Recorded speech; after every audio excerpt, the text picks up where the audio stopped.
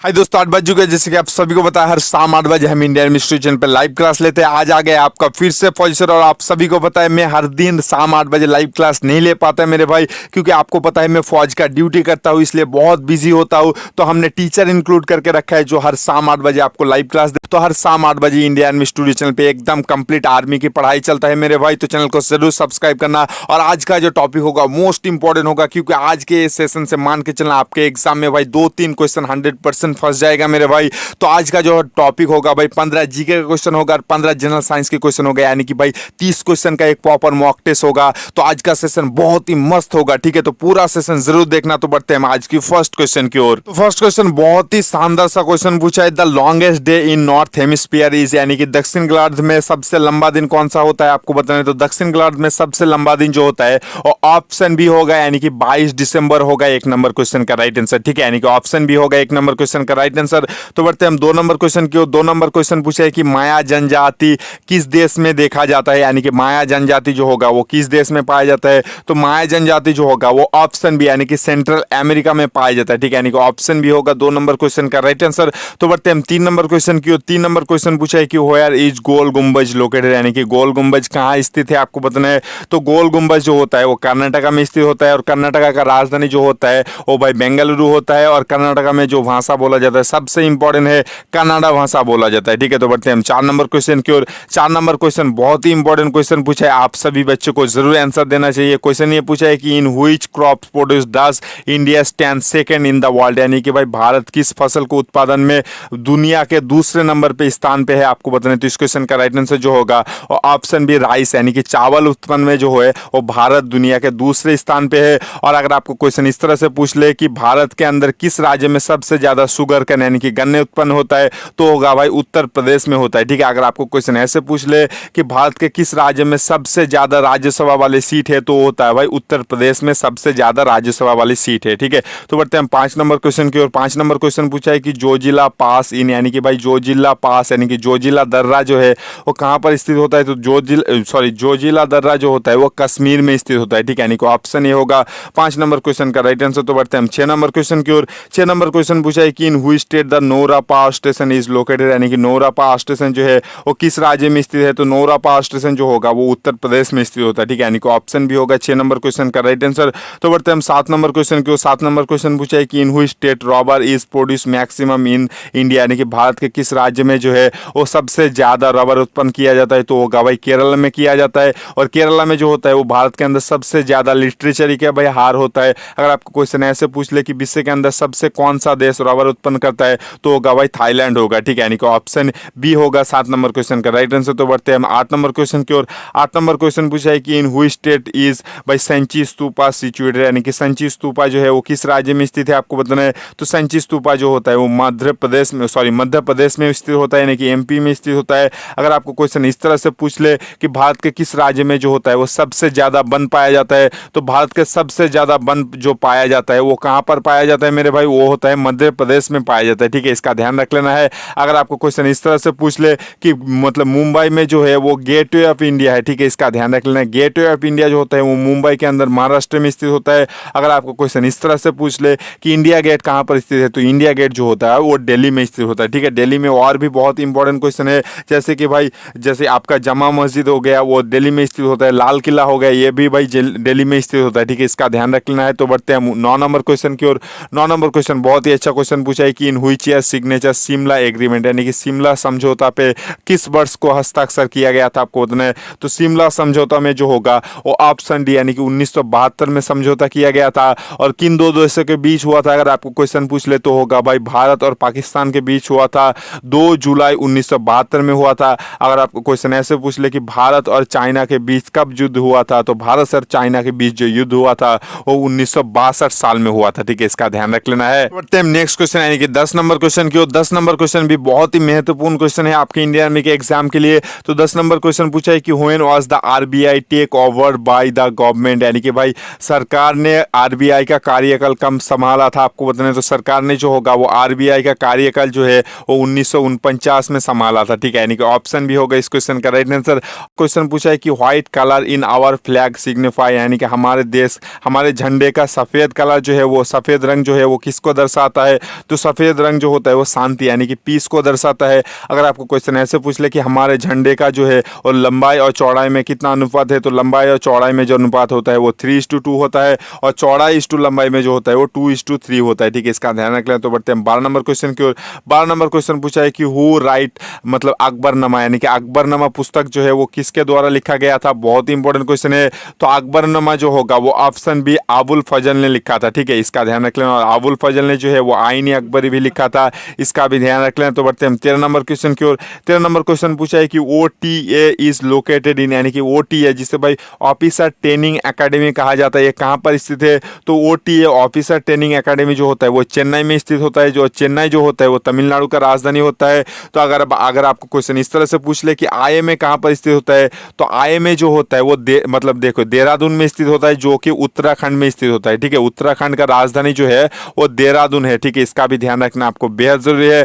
तो बढ़ते हैं नेक्स्ट क्वेश्चन यानी कि 14 नंबर क्वेश्चन की। 14 नंबर क्वेश्चन पूछा है कि Badrinath situated on which river यानी कि बद्रीनाथ किस नदी पर स्थित है, आपको बताना है। तो बद्रीनाथ जो होगा वो अलकनंदा नदी पर स्थित है और बद्रीनाथ जो होता है वो UK यानी कि उत्तराखंड में स्थित होता है।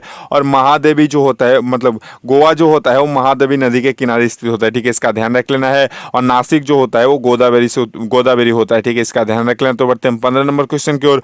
15 नंबर क्वेश्चन पूछा है कि which is the largest city of India यानी कि भारत का सबसे बड़ा शहर कौन सा है, आपको बताना है। भारत का था हमने लिखना भूल गया मेरे भाई, तो माफ कर देना, स्पेलिंग थोड़ा मिस्टेक हो गया। तो भारत का सबसे बड़ा मतलब शहर जो होता है वो कौन सा होता है, मुंबई होता है। ठीक है, और भारत का मुंबई को जो होता है वो वाणिज्यिक का शहर भी कहा जाता है, इसका भी ध्यान रख लेना है।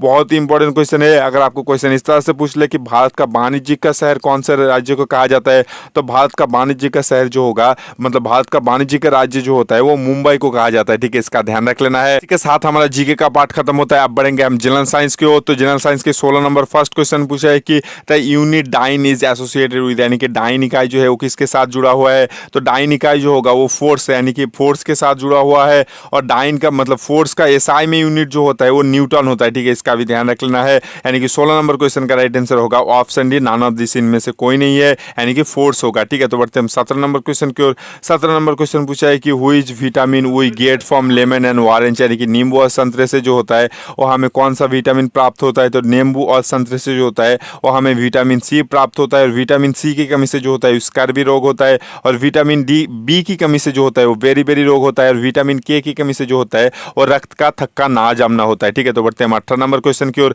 18 नंबर क्वेश्चन पूछा है कि what is the colour of ozone gas यानी कि ओजोन गैस का रंग क्या है, आपको बताना है। तो ओजोन गैस का रंग जो होता है वो भाई पेल ब्लू कलर होता है। ठीक है, यानी कि ऑप्शन ए होगा 18 नंबर क्वेश्चन का राइट आंसर। तो बढ़ते हैं 19 नंबर क्वेश्चन की ओर। 19 नंबर क्वेश्चन पूछा है कि purity of milk is measurement use which instrument यानी कि भाई किस यंत्र के उपयोग से जो होता है वो दूध की शुद्धिकरण मापा जाता है। तो दूध की शुद्धिकरण जो होता है वो लैक्टोमीटर से मापा जाता है। ठीक है, यानी कि ऑप्शन सी होगा 19 नंबर क्वेश्चन का राइट आंसर। तो बढ़ते हैं 20 नंबर क्वेश्चन की ओर। 20 नंबर क्वेश्चन पूछा है कि dash is a device which convert light energy to electric energy, light energy into electric energy यानी कि भाई कौन सा उपकरण है जो भाई मतलब देखो लाइट एनर्जी यानी कि प्रकाश की ऊर्जा से भाई इलेक्ट्रिक ऊर्जा में विद्युत ऊर्जा में परिवर्तित करता है, तो होगा भाई फोटो सेल होगा। ठीक है, इसका ध्यान रख लेना, यानी कि ऑप्शन ए होगा 20 नंबर क्वेश्चन का राइट आंसर। अगर आपको क्वेश्चन ऐसे पूछ ले कि मतलब देखो इलेक्ट्रिक एनर्जी यानी कि इलेक्ट्रिक ऊर्जा से जो है वो यांत्रिक ऊर्जा में कौन सा यंत्र मतलब रूपांतर करता है, तो होगा भाई मोटर करता है। और इसका पूरा उल्टा काम यानी कि मैकेनिकल एनर्जी से जो होता है वो इलेक्ट्रिक एनर्जी में कन्वर्ट करता है, डायनामो करता है। ठीक है, इसका ध्यान रख लेना है, यानी कि ऑप्शन ए होगा 20 नंबर क्वेश्चन का राइट आंसर। तो बढ़ते हैं 21 नंबर क्वेश्चन की ओर। 21 नंबर क्वेश्चन पूछा है कि what is the molecular formula of magnesium phosphate यानी कि मैग्नीशियम फॉस्फेट का आणविक सूत्र क्या है, आपको बताना। तो मैग्नीशियम फॉस्फेट का आणविक सूत्र जो होगा वो ऑप्शन डी Mg3 ब्रैकेट में PO4 होगा। ठीक है, यानी कि ऑप्शन डी होगा 21 नंबर क्वेश्चन का राइट आंसर। तो बढ़ते हैं 22 नंबर क्वेश्चन की ओर। 22 नंबर क्वेश्चन पूछे the process of direct change from solid to vapour in is known as यानी कि भाई जब ठोस से डायरेक्ट वाष्प में बदल जाता है तो उसे क्या कहा जाता है, तो उसे जो होता है वो option D none of this होगा, इनमें से कोई नहीं होगा, पर सब्लिमेशन कहा जाता है। ठीक है, सब्लिमेशन होगा इस क्वेश्चन का राइट आंसर। और वेपोराइजेशन जो होता है वो लिक्विड और सॉलिड से अगर डायरेक्ट गैस में बदल जाता है तो उसे कहा जाता है भाई मतलब वेपोराइजेशन। ठीक है, तो बढ़ते हैं 23 नंबर क्वेश्चन की ओर। 23 नंबर क्वेश्चन पूछा है कि what is the example of noble gas यानी कि निम्न में से कौन सा जो है वो नोबेल गैस है, आपको बताना है। तो नोबेल गैस जो होता है देखो कार्बन भी नोबेल गैस नहीं होता है, फॉस्फेट भी नोबेल मतलब देखो फास्फोरस भी नोबेल गैस नहीं होता है, नाइट्रोजन भी नोबेल गैस नहीं होता है, ठीक है। यानी कि option D none of this होगा, इनमें से कोई भी नोबेल गैस नहीं होता है। मैं नोबेल गैस का नाम बोल रहा हूँ, आप सुन लेना, ठीक है। Helium, neon, argon, krypton, xenon, radon, ठीक है। ये 6 जो होता है ये नोबेल गैस होता है।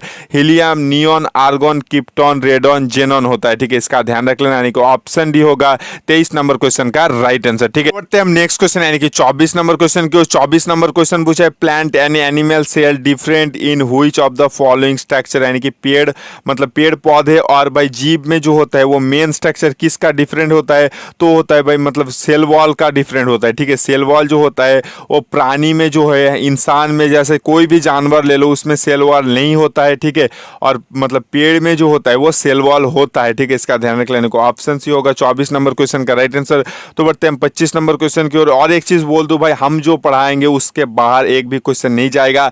मान के चलना, अगर आप हमारे क्लास को हर शाम 8 बजे फॉलो करते हो तो 45 प्लस क्वेश्चन आपको 100% मिलेगा और फौजी का वर्दी भी आपको मिल जाएगा मेरे भाई। तो इसलिए बोलता हूँ बस इस चैनल को सब्सक्राइब कर लेना, जो नीचे लाल कलर का बटन दिख रहा है उसको प्रेस कर देना, ये बिल्कुल फ्री होता है। तो सब्सक्राइब करने के बाद बाजू में बेल आइकन दबा देना और उसको वॉल पे कर देना। इससे क्या होगा कि जब भी हम शाम 8 बजे वीडियो डालेंगे, लाइव क्लास लेंगे, तो आपके फ़ोन में नोटिफिकेशन आ जाएगा और आप लाइव क्लास का मज़ा ले सकोगे। तो इसलिए बोलता हूँ सब्सक्राइब कर लो भाई, फ्री में होगा और फौज का वर्दी भी मिल जाएगा अगर आप हमसे इस तरह प्रिपरेशन करते रहे तो। 25 नंबर क्वेश्चन बहुत ही अच्छा क्वेश्चन पूछा है कि which of the following is a rich source of energy but never cause atmosphere pollution, यानी कि निम्न में से कौन सा जो है ऊर्जा जो है वो मतलब बहुत ही अच्छा मतलब बहुत ही ऊर्जा का स्रोत है पर वो कभी भी जो है वो वायु दूषित नहीं करता, वायुमंडल का दूषित नहीं करता, तो होगा भाई सोलर एनर्जी। सोलर एनर्जी जो होता है वो बहुत मात्रा में ऊर्जा हो सकता है, आपको जितना चाहिए आप उतना मिल जाएगा, बस आपको सोलर पैनल लगाना होता है और सन की लाइट से जो होता है वो मतलब सोलर एनर्जी उसको मतलब ले लेता है। तो इसको कभी भी आप मतलब ख़त्म नहीं कर सकते क्योंकि सूर्य जब तक रहेगा इसको आप उपयोग कर सकोगे।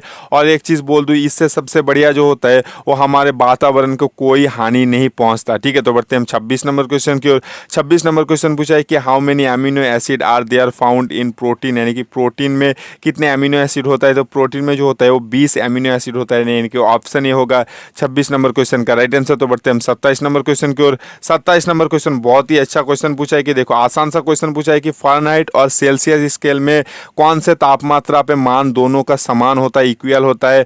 तो देखो मतलब -40 डिग्री सेल्सियस और -40 डिग्री फ़ारेनहाइट दोनों बराबर का होता है। अगर आपको दोनों अलग अलग निकालना है तो इस फॉर्मूला को आप याद रख सकते हो, CY5 = F-32/9। इस फॉर्मूला में अगर आप C का मान रखोगे तो ऑटोमेटिकली फ़ारेनहाइट का निकल जाएगा, अगर आप फ़ारेनहाइट का मान रखोगे तो ऑटोमेटिकली सेल्सियस का मान निकल जाएगा। तो जिन बच्चों को चाहिए आप नोट जरूर कर लेना, ठीक है। तो बढ़ते हैं हम 28 नंबर क्वेश्चन की ओर।